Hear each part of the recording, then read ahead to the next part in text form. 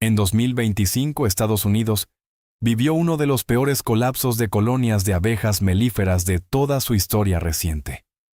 Los apicultores comerciales empezaron a perder colmenas a una velocidad que ya no parecía una mala temporada, sino una señal de alarma para toda la industria. En algunos casos, las pérdidas superaron el 60% en una sola temporada. Millones de colonias desaparecieron. Las llamadas entre productores no paraban, y la pregunta que se repetía una y otra vez era siempre la misma. ¿Tienes abejas de sobra? Detrás de esa pregunta, había algo mucho más serio que la pérdida de unos cuantos frascos de miel. Había una amenaza directa al sistema agrícola moderno. Porque cuando las abejas colapsan, no desaparece solo la miel de la mesa. También empieza a tambalearse la producción de almendras, manzanas, arándanos, melones, calabazas y decenas de cultivos que dependen de la polinización.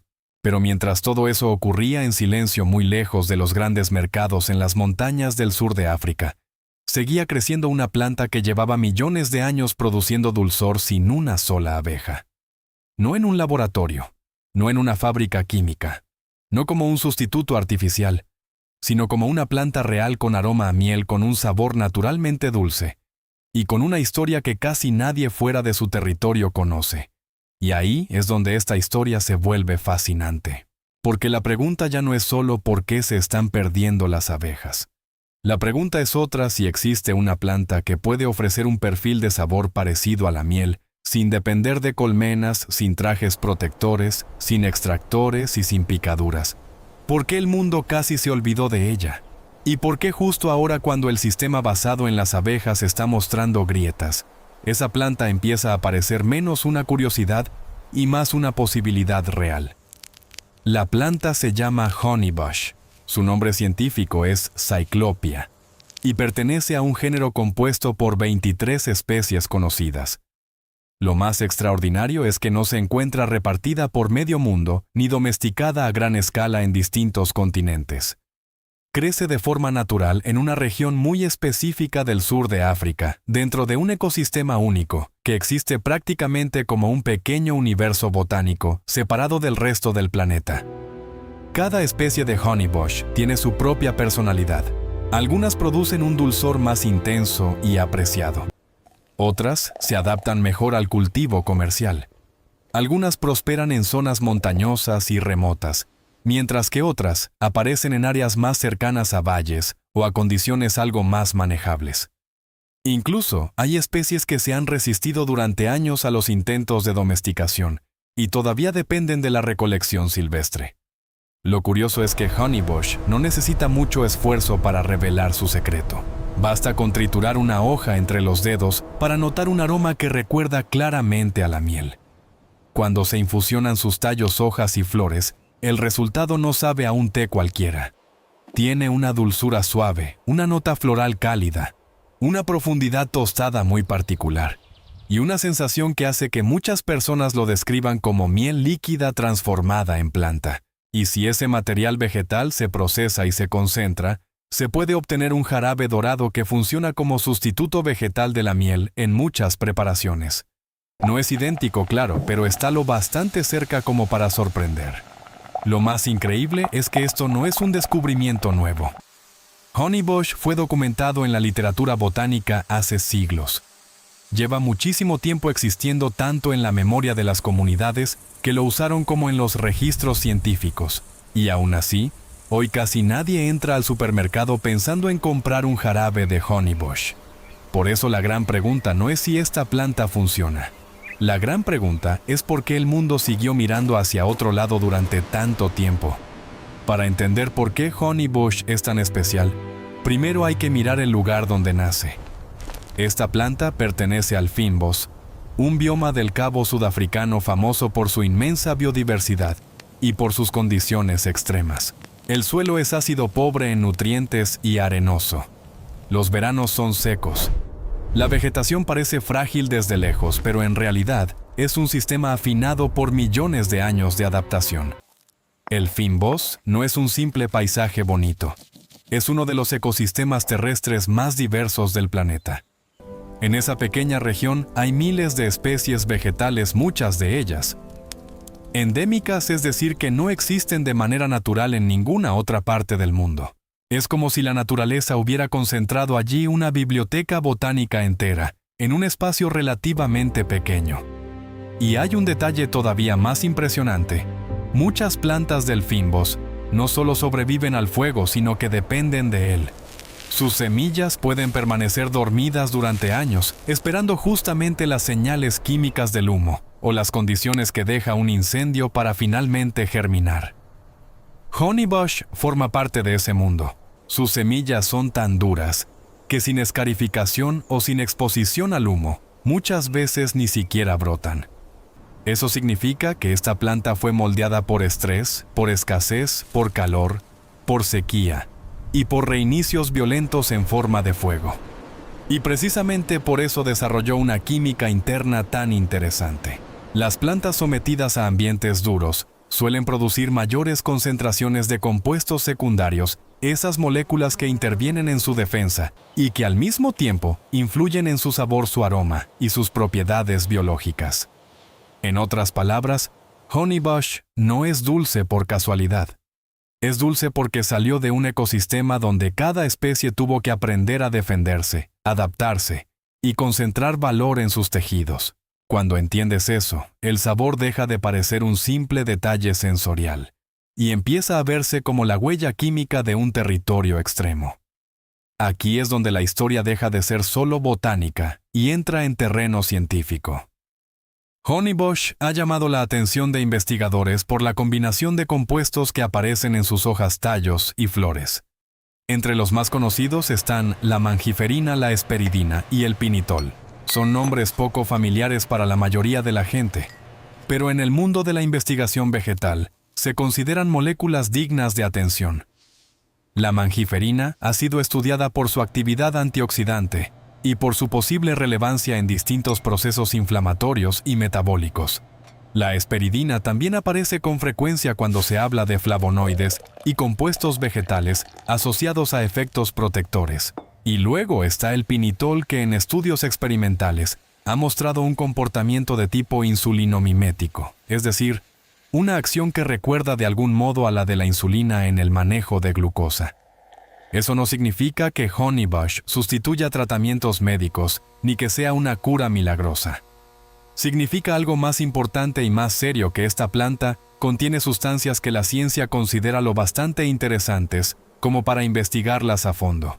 A eso hay que sumarle varias características prácticas. Honeybush es naturalmente libre de cafeína, tiene muy pocos taninos en comparación con otras infusiones y ofrece una dulzura suave sin necesidad de agregar azúcar. Eso ya la convierte en una rareza atractiva, porque casi todos los endulzantes conocidos caen en un patrón claro, o te dan calorías vacías, o te dan sabor dulce con controversia química, o te dan dulzor natural, pero con un impacto importante de azúcares simples. Honeybush ocupa un espacio distinto. No es azúcar refinada, no es un edulcorante artificial, no es miel de abeja. Es una planta con un perfil naturalmente dulce y con compuestos que, además del sabor, le dan una dimensión biológica muy poco común. Y ese es el punto clave.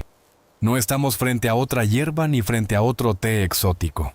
Estamos frente a una planta que combina placer sensorial, tradición química vegetal compleja y un potencial que durante muchísimo tiempo pasó casi desapercibido. Pero mucho antes de que la ciencia moderna empezara a ponerle nombre a esas moléculas, ya había pueblos que conocían Honeybush de una manera mucho más profunda. Los pueblos indígenas del sur de África, especialmente los Khoi y los San, usaron esta planta durante siglos, probablemente durante muchísimo más tiempo del que puede demostrar cualquier archivo escrito. La recolectaban en la montaña. Conocían las zonas donde crecía mejor. Sabían en qué momento cortarla. Entendían cómo prepararla. Y la utilizaban no solo como bebida agradable, sino también como parte de su saber medicinal cotidiano. Se asociaba con alivio para las vías respiratorias, con apoyo digestivo tras comidas pesadas, y con el cuidado de mujeres durante la recuperación después del parto. También formaba parte de un uso más amplio como tónico general de bienestar. Lo más importante aquí no es convertir esos usos tradicionales en promesas médicas modernas. Lo importante es entender que no eran prácticas improvisadas. Eran el resultado de observación, experiencia, repetición y transmisión oral entre generaciones. Las mejores zonas de Honeybush no se compartían alegremente con cualquiera. Eran conocimiento valioso. Había familias que guardaban esos lugares y esos métodos como verdaderos tesoros. Eso cambia por completo la perspectiva, porque muchas veces la historia se cuenta como si una planta descubierta por la ciencia no existiera de verdad hasta que un laboratorio la analiza. Pero con Honeybush no fue así. La planta ya era conocida, usada y valorada mucho antes de que los botánicos europeos la describieran. La ciencia llegó después. El conocimiento local estaba primero. Y ese detalle importa mucho. Porque la historia de Honeybush no es solo la historia de una planta extraordinaria. También es la historia de cómo el conocimiento indígena fue relegado a un segundo plano, incluso cuando estaba describiendo algo real, útil y profundamente sofisticado. Cuando los europeos se establecieron en el Cabo en el siglo XVII, empezaron a registrar y clasificar la flora de la región. Honeybush apareció en esos registros relativamente temprano. Es decir, no estaba oculta. No era un secreto imposible de encontrar. La planta estaba ahí creciendo donde siempre había crecido y además ya había sido incorporada al conocimiento local desde mucho antes. Entonces, ¿qué ocurrió? Ocurrió algo muy común en la historia colonial. Lo que no encajaba en la lógica económica dominante quedaba en los márgenes. Honeybush era un arbusto silvestre de montaña. No respondía al modelo agrícola europeo. No era tan fácil de industrializar en ese momento. No encajaba en el esquema del azúcar importada, ni en la apicultura comercial, ni en los cultivos organizados según las prioridades del poder colonial. Así, mientras las abejas introducidas y la miel convencional ocupaban el centro del sistema económico, Honeybush quedó relegada a lo rural, a lo local y a lo tradicional. No fue destruida por completo, no desapareció, pero fue ignorada por las estructuras que deciden qué producto recibe inversión, qué conocimiento se considera válido y qué recurso se transforma en industria. Durante más de 200 años, el mundo levantó un enorme negocio en torno al dulzor producido por abejas y al consumo masivo de azúcar, mientras en las montañas sudafricanas esta planta seguía creciendo en silencio. No hizo falta una conspiración sofisticada para esconderla. Bastó algo mucho más simple: desinterés, distancia geográfica y desprecio hacia saberes que no venían envueltos en la autoridad de Europa. Y sin embargo, el contexto actual ha cambiado tanto que ignorar Honeybush empieza a parecer un error estratégico. Porque la crisis de las abejas ya no es un problema pequeño ni pasajero. Durante décadas la apicultura logró compensar muchas pérdidas, reponiendo colonias, dividiendo enjambres y sosteniendo el sistema a un costo cada vez mayor. Pero esa lógica empezó a tensarse demasiado. Los ácaros, varroa destructor, los virus que transportan la resistencia a tratamientos, el estrés del transporte masivo de colmenas y otros factores han ido empujando a la industria a una situación cada vez más frágil. Cuando una explotación pierde la mitad o más de sus colonias, ya no hablamos solo de mala suerte. Hablamos de un modelo expuesto a golpes que se vuelven demasiado frecuentes y demasiado caros. Y hay que entender algo esencial: las abejas no importan solo por la miel. Importan porque sostienen una gran parte de la agricultura moderna. Muchas frutas, frutos secos, hortalizas y semillas dependen de la polinización. Si fallan las abejas, el problema se extiende mucho más allá del apicultor. Llega al agricultor, al distribuidor, al supermercado y finalmente al consumidor, que ve subir precios sin saber que el origen del problema estaba en una colmena vacía a cientos o miles de kilómetros. En ese panorama, Honeybush ya no parece un simple dato curioso. No va a reemplazar el papel ecológico de las abejas. No va a polinizar huertos. No va a resolver por sí sola la crisis alimentaria. Pero sí plantea una alternativa concreta en una parte del problema: la producción de un dulzor vegetal con perfil similar al de la miel, sin depender del mantenimiento de colmenas. Eso cambia la conversación, porque cuando un sistema empieza a mostrar señales de fatiga estructural, la sociedad deja de preguntarse solo cómo repararlo y empieza a buscar rutas complementarias. Honeybush no compite con las abejas en todo, pero sí ofrece algo valioso donde más escasean las soluciones. Una forma distinta de pensar el dulzor natural en un mundo donde las certezas de antes ya no parecen tan firmes. Ahora viene la parte que vuelve todo esto mucho más tangible: el procesamiento. Porque una cosa es decir que la planta sabe a miel, y otra muy distinta es entender cómo se transforma en algo usable. El método tradicional empieza con la cosecha de tallos, hojas y flores, cuando la planta está en fase activa. Ese material se corta dejando suficiente crecimiento para que la planta rebrote. Después se agrupa y se magulla ligeramente. Ese pequeño daño en los tejidos ayuda a liberar compuestos y favorece una oxidación controlada, algo parecido a una fermentación suave desde el punto de vista práctico.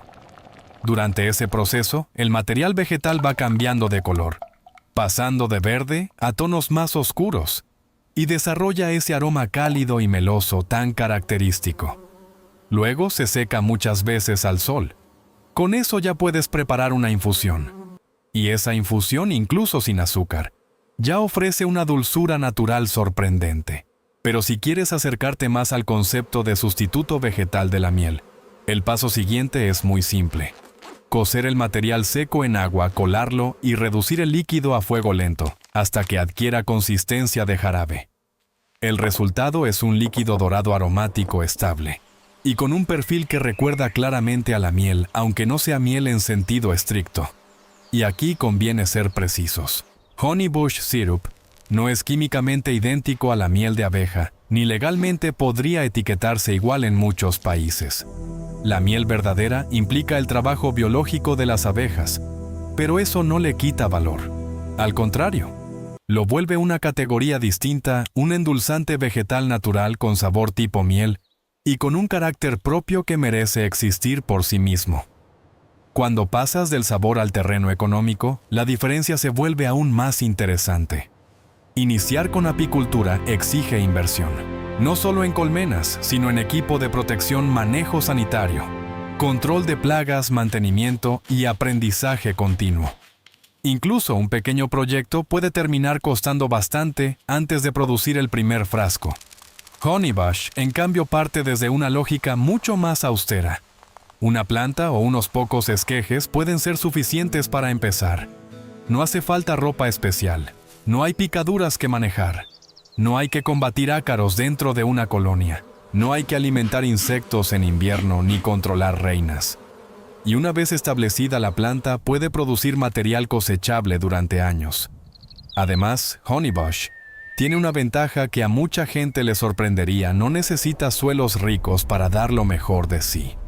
De hecho, demasiada fertilidad puede empujar a la planta a producir más masa vegetal y menos concentración de esos compuestos que le dan interés aromático y sensorial. Es decir, prospera justo donde muchas otras especies productivas fracasarían. También puede multiplicarse. A través de esquejes semileñosos, es posible obtener nuevas plantas con relativa facilidad.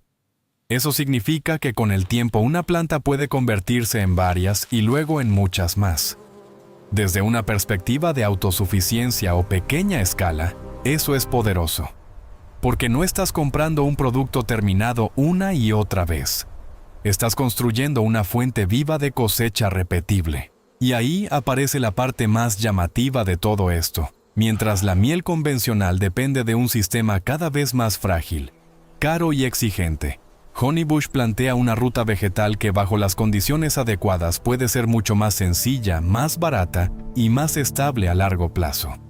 Pero si esta historia terminara solo con entusiasmo, estaría incompleta. Porque Honeybush también enfrenta un problema serio: su propia rareza.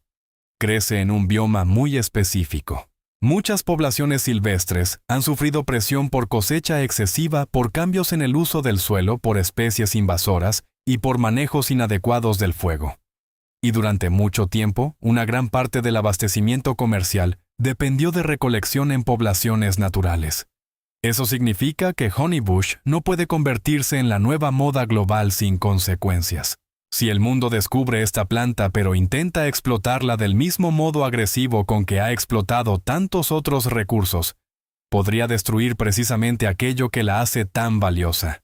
Por eso el futuro de Honeybush depende no solo de divulgarla, sino de cultivarla bien, propagarla de forma responsable y reducir la presión sobre los ejemplares silvestres.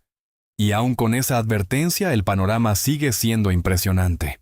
Piensa en esto mientras el planeta busca reducir dependencia de cadenas de suministro frágiles, mientras el exceso de azúcar genera problemas de salud pública, mientras los consumidores desconfían cada vez más de ciertos edulcorantes artificiales, y mientras la industria de las abejas enfrenta golpes severos. Una planta antigua local y casi ignorada ofrece una posibilidad distinta, no perfecta, no mágica, pero sí real.